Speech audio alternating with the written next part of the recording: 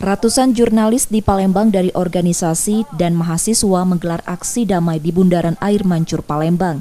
Aksi menyikapi tindakan kekerasan yang diduga dialami Nur Hadi, jurnalis Tempo di Surabaya, serta kampanye untuk penghentian berbagai kekerasan pada jurnalis.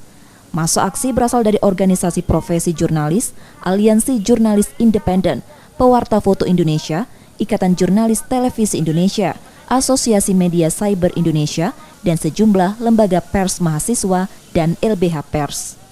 Mereka mendesak kepolisian mengusut dugaan kekerasan yang dialami Nur Hadi, juga meminta semua pihak termasuk penegak hukum menghormati kerja jurnalis yang dilindungi undang-undang.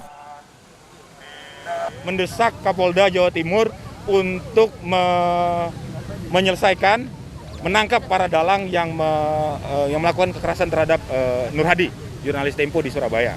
Yang kedua, kita meminta kepada Kapolri ini untuk lebih mendisiplinkan para penegak hukum khususnya dalam menyikapi kerja-kerja jurnalistik. Artinya mulai melindungi para pekerja media, para insan pers, karena memang pekerjaannya dijamin oleh undang-undang. Aji mencatat kasus kekerasan yang terkait aktivitas jurnalistik meningkat 30% dalam setahun terakhir. Tingginya kasus menunjukkan kurangnya perlindungan kerja jurnalistik. Rizky Nurmizan, Kompas TV Palembang, Sumatera Selatan.